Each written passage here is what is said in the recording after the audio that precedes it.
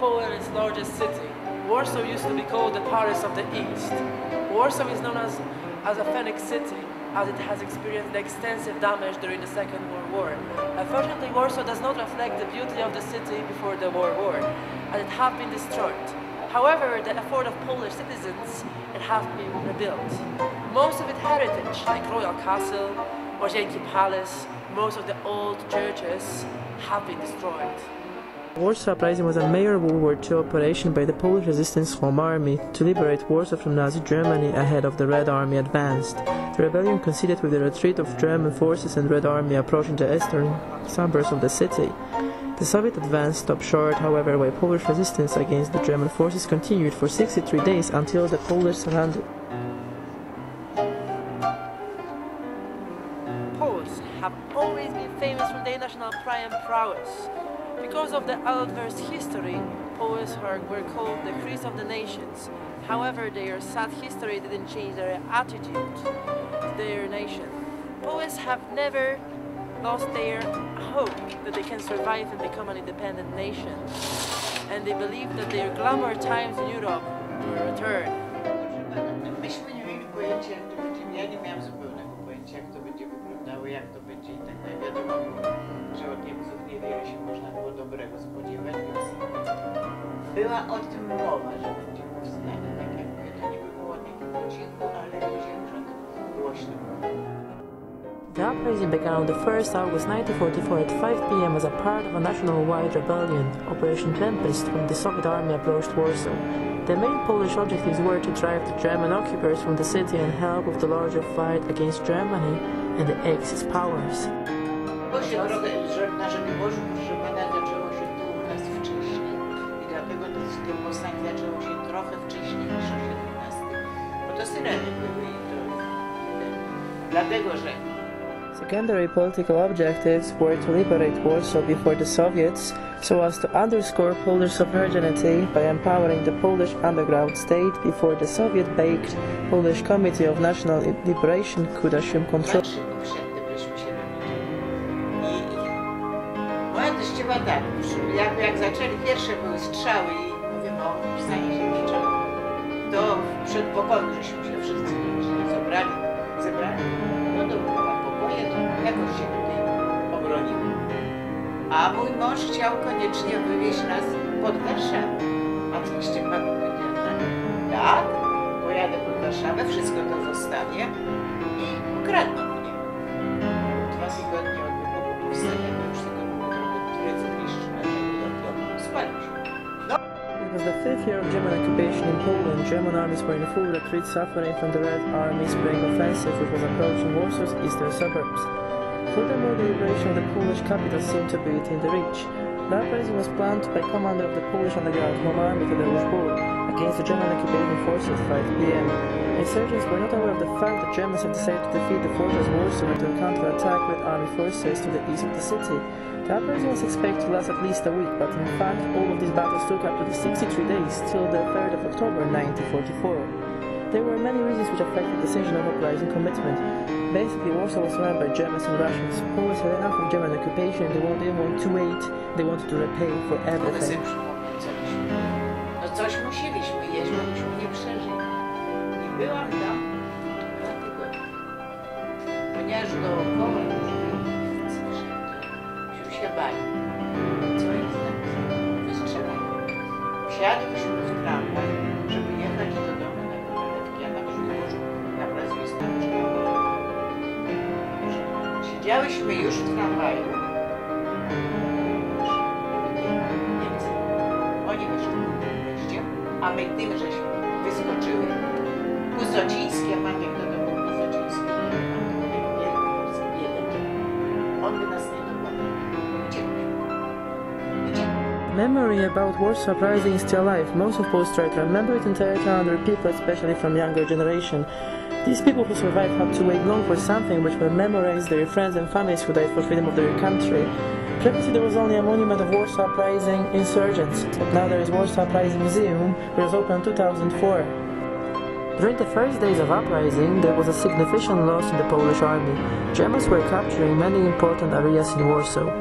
Many of the insurgents started to wear a white red armband to represent the national colors. After the first night of fights, a network of the city barricades was constructed, blocking most of the city's arteries.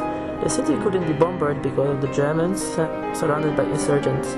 Therefore, Hitler ordered the troops to kill all the people without taking any prisoners and destroy Warsaw without leaving any buildings there. He aimed to scare the other nations by destroying Warsaw. Germans were mainly attacking the left part of Warsaw and its districts, although the biggest fights were concentrated in a few large districts around the city center, Wola, Ochota and Śródmieście. Zofia Krajen lived during the Warsaw Ghetto Uprising in 1943, and she has experienced how Germans treated all the Jews. Chodzili z jakimś takim, ja nie wiem, drapalaczem, ja nie wiem jak to nazwać. Miotacz ognia. I tak od dołu te nowe i te nowe palniki się całe. Wiązali jakieś mieli prześcieradła i co mieli.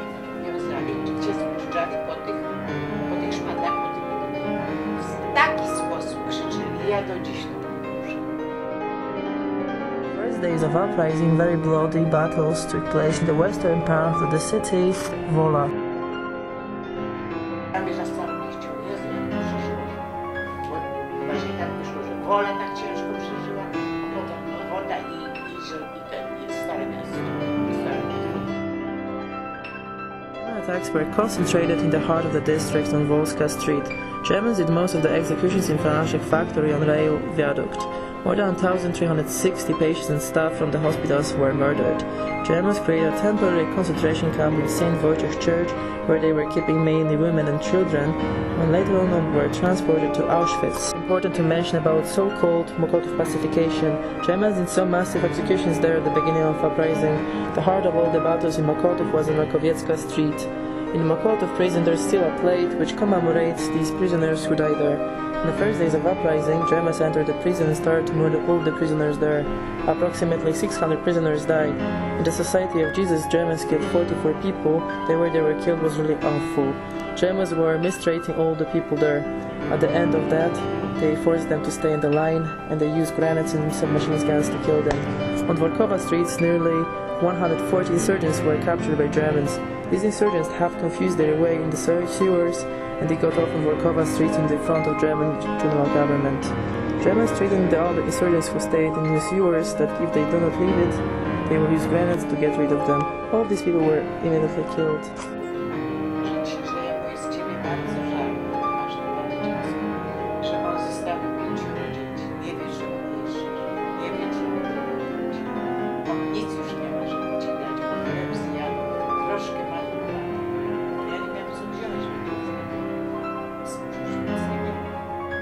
Swojego kolega z Żoliborza. Widocznie od mamy wracała, prawdopodobnie. Chcesz? Mam coś do czytania, chcę. Już nie pamiętam tak, a może się wkładało buta,